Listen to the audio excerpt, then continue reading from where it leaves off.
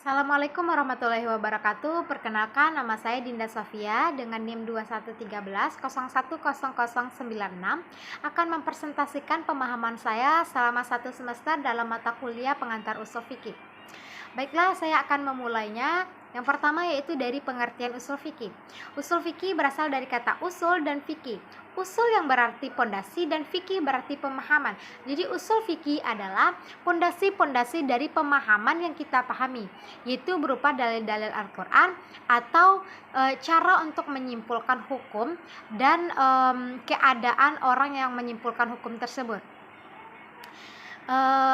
Selanjutnya yaitu objek kajian usul fikih atau ruang lingkup dalam usul fikih. Ruang lingkup dalam usul fikih ada 4. Yang pertama yaitu sumber hukum syara atau sumber hukum Islam. Yang kedua yaitu dalil-dalil terperinci secara global dari hukum syara tersebut. Yang ketiga yaitu metode-metode istinbat, dan yang keempat yaitu adalah ijtihad. Sejarah pertumbuhan usul fikih ini ada pada 3 masa. Yang pertama yaitu pada masa Rasulullah SAW. Pada masa Rasulullah SAW, semua perkara-perkara usul fikih ini langsung ditanyakan kepada Nabi apabila tidak dipahami oleh masyarakat. Dan pada masa ini langsung bersumber dari wahyu Allah, dan para sahabat juga berusaha dalam memutuskan suatu hukum. Pada masa ini Rasulullah SAW mengambil suatu perkara itu bersumber dari Al-Quran, dan apabila tidak ditemukan maka dicarilah di dalam hadis, dan apabila tidak ditemukan di antara keduanya barulah diputuskan dengan cara berijtihad. Yang kedua yaitu pada masa sahabat. Pada masa sahabat, karena mereka bergaul dan kehidupan sehari-hari mereka bersama Rasulullah, dengan begitu mereka dapat memahami sesuai yang Rasulullah ajarkan. Mereka dapat memahami Al-Quran secara sempurna, dan pada masa sahabat ini mereka tidak mempraktekannya secara teori, tetapi langsung ke dalam prakteknya. Langsung dalam praktek sehari-harinya mereka melakukan metode-metode dalam pembelajaran usul fikih. Yang ketiga yaitu pada masa tabi'in. Pada masa tabi'in ini agama Islam sudah mulai meluas, orang-orang sudah banyak memasuki agama Islam. Dengan begitu masalah-masalah semakin rumit dan semakin kompleks, maka akan munculnya masalah-masalah baru yang tidak ditemukan dalam Al-Quran dan hadis. Maka mereka, para tabi'in, akan memutuskannya dengan jalan berijtihad. Dan pada masa ini juga ijtihad berkembang pesat. Selanjutnya yaitu hukum syara. Hukum syara adalah hukum yang bersumber dari syariat Allah atau hukum yang bersumber langsung dari Allah dan Rasulullah. Hukum syara ada 2, yang pertama hukum taklifi dan yang kedua adalah hukum wad'i. Hukum taklifi adalah hukum yang berisi tuntutan untuk dikerjakan atau ditinggalkan oleh seorang mukallaf.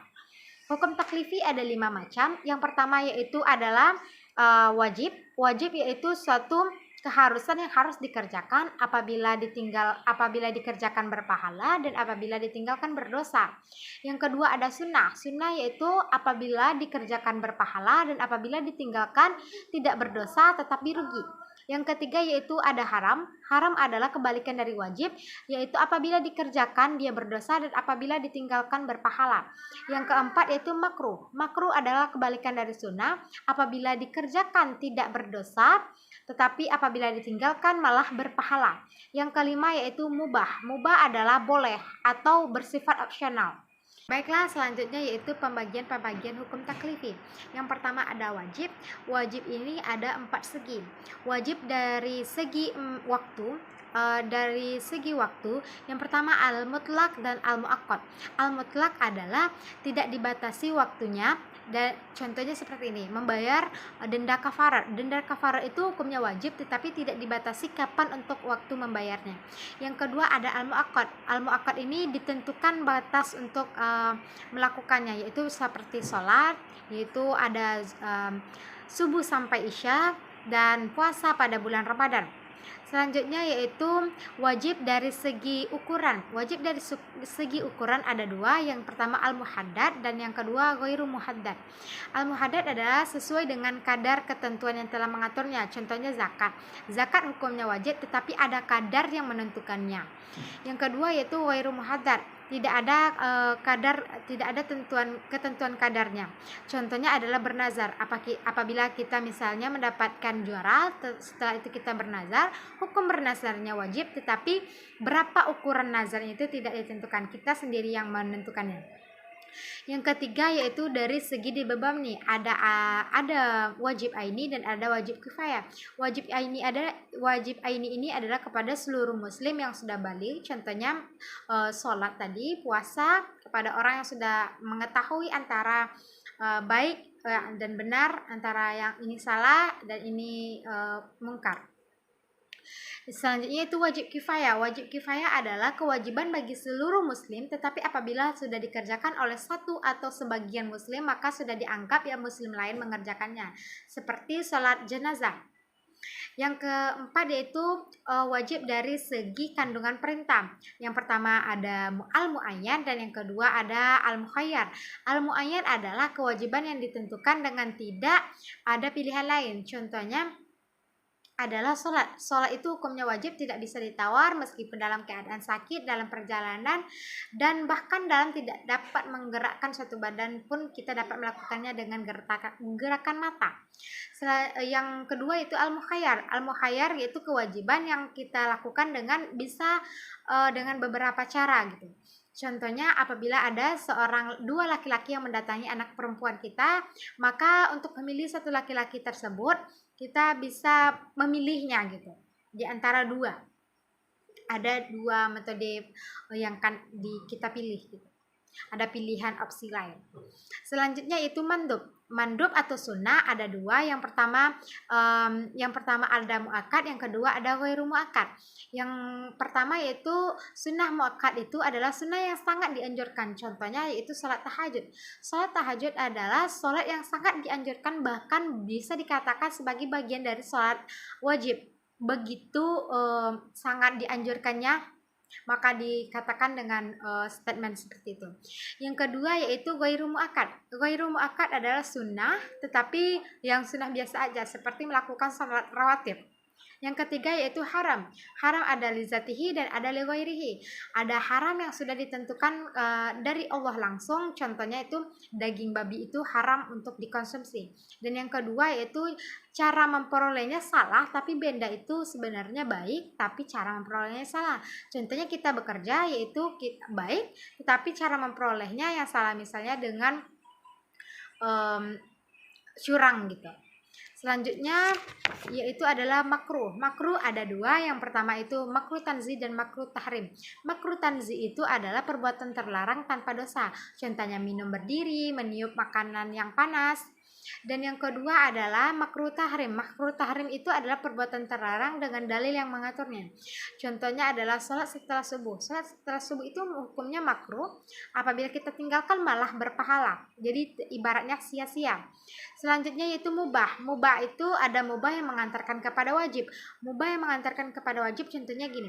Makan hukumnya mubah, boleh, tetapi menjadi wajib karena untuk kesehatan tubuh kita.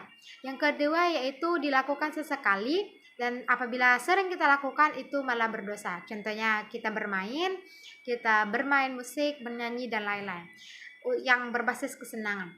Yang ketiga yaitu adalah mubah untuk fungsi mubah. Contohnya kita membeli perabotan rumah tangga, ini hukumnya mubah, demi mubah juga, demi kesenangan juga, jadi mubah untuk mubah. Selanjutnya yaitu saya akan membahas hukum wad'i. Hukum wad'i adalah perintah Allah yang berkaitan dengan penetapan sesuatu sebagai sebab, syarat, dan penghalang bagi yang lain. Hukum wad'i ada 5. Yang pertama ada sebab. Sebab adalah sesuatu yang dijadikan syar'i. Sebab ada hukum dan tidak jadi syar'i apabila tidak ada hukum. Contohnya zina. Zina tidak akan didera kalau tidak melakukan zina. Yang kedua, pembagian sebab ini ada 2. Yang pertama ada termasuk karena perilaku mukallaf. Contohnya masuk waktu sholat, karena masuknya waktu sholat, dengan begitu kita wajib melaksanakan sholat. Yang kedua yaitu berasal dari perbuatan mukallaf, seperti pembunuhan yang menyebabkan kita dikosos. Kalau kita tidak melakukan pembunuhan, kita tidak akan dikosos. Yang kedua yaitu adalah syarat. Syarat adalah sesuatu yang berada di luar syarat, tetapi keberadaan hukum syara itu tergantung kepadanya. Ada dua, yang pertama syariah dan yang kedua ada jaiyah. Syariah yaitu adalah akad nikah yang menghalalkan perbuatan suami istri. Yang kedua jaiyah. Jaiyah ini adalah jatuhnya talak terhadap suatu perjanjian perkawinan. Misalnya apabila melanggar perjanjian perkawinan maka jatuhlah satu talak. Yang ketiga yaitu mani. Mani ini adalah sesuatu yang ditetapkan syar'i tetapi bisa berubah hukumnya. Contohnya ada dua pembagian hukum mani. Yang pertama yaitu yang menghalangi adanya hukum, yaitu hukum salat. Salat itu hukumnya wajib bagi laki-laki dan perempuan. Tetapi apabila wanita haid dan nifas maka salat menjadi tidak wajib. Yang kedua yaitu yang menghalangi hubungan sebab. Yang menghalangi hubungan sebab misalnya karena hartanya sudah mencapai nisab, karena mencapai nisab tersebut yang mengakibatkan dia harus membayar zakat harta. Yang keempat yaitu azimah. Azimah adalah hukum umum yang diisyaratkan secara mendasar untuk menjadi aturan umum dalam segala kondisi. Misalnya sholat. Sholat itu dalam keadaan apapun kita harus melakukan sholat, meskipun dalam keadaan stroke sekalipun, dan juga puasa. Puasa dalam keadaan apapun, dalam keadaan sakit dan perjalanan jauh pun kita tetap melakukan puasa, atau kita tidak sanggup kita ganti di hari lain. Yang selanjutnya yaitu rukhsah. Rukhsah ini adalah keringanan, yaitu sesuatu yang dibolehkan kepada seseorang mukallaf untuk melakukannya karena ada uzur atau karena tidak mampu, padahal hukum asalnya adalah haram. Contohnya kita pergi ke hutan, di dalam hutan itu tidak ada sesuatu yang dapat dikonsumsi kecuali ular misalnya. Maka ular yang hukum asalnya haram itu bisa menjadi dibolehkan untuk dimakan karena tidak ada pilihan lain untuk dikonsumsi demi kesehatan seorang, demi keberadaan seseorang tersebut. Selanjutnya yaitu adalah mahkum fi. Mahkum fi adalah perbuatan seorang mukallaf karena hukum Islam memang memperlakukannya pada seorang mukallaf tersebut. Mahkum fi ini ada 3 macam, yaitu yang pertama adalah yang berkaitan dengan diri pribadi. Contohnya adalah sholat, puasa, dan yang kedua adalah yang berhubungan dengan harta benda. Contohnya adalah zakat. Yang ketiga adalah yang berhubungan dengan pribadi dan harta benda. Contoh adalah kewajiban untuk menunaikan haji. Selanjutnya yaitu adalah mahkum fi. Mahkum fi atau mukallaf yaitu perbuatan seseorang yang sudah dianggap dapat bertindak hukum atau tahu dia apa yang perintah dan apa yang larangan. Selanjutnya itu ahliyat. Ahliyat adalah kecakapan seseorang terhadap mengenangani suatu urusan, atau orang yang sudah dianggap dewasa dapat menentukan perbedaan antara nahi dan munkar. Selanjutnya yaitu awarid samawiyah. Awarid samawiyah adalah halangan yang datang dari Allah. Contohnya yaitu adalah gila, idiot atau ketiduran, pingsan, dan lupa. Selanjutnya itu adalah awarid muktasabah. Awarid muktasabah yaitu halangan yang datang dari diri seorang mukallaf tersebut. Contohnya yaitu adalah mabuk atau bodoh. Selanjutnya yaitu pendekatan usul fikih. Dalam pendekatan usul fikih itu ada 3 pendekatan. Yang pertama ada bayani, ada taklili, yang selanjutnya ada istislahi. Bayani adalah mode pemahaman metodologi berpikir berdasarkan teks. Yang kedua ada taklili. Taklili ini adalah model penalaran yang berusaha melihat berdasarkan apa latar belakangnya. Yang ketiga yaitu adalah istislahi. Istislahi adalah mode penalaran yang bertumpu pada dalil-dalil umum. Selanjutnya adalah qawaid usuli. Qawaid usuli ini adalah kaidah dalam mengistinbatkan hukum dari dalil-dalil yang terperinci. Selanjutnya adalah ijtihad. Ijtihad atau bersungguh-sungguh. Bersungguh-sungguh di sini maksudnya adalah dalam menetapkan hukum syariat, maka perlulah bersungguh-sungguh menggalinya sampai ke akar-akarnya dengan mencurahkan seluruh pikirannya. Selanjutnya yaitu adalah pendekatan usul fikih dalam hukum ekonomi syariah. Pendekatan usul fikih dalam hukum ekonomi syariah contohnya adalah perbuatan muamalah dalam berjual beli. Dalam jual beli itu sudah banyak diterapkan di sana bagaimana hukum taklifi, hukum wad'i, dan pendekatan usul fikih lainnya. Mungkin itu yang dapat saya presentasikan dalam pemahaman saya terhadap pembelajaran satu semester dalam mata kuliah pengantar usul fikih itu. Sekian, terima kasih. Apabila banyak kesalahan, saya mohon maaf. Billahi taufiq wal hidayah. Assalamualaikum warahmatullahi wabarakatuh.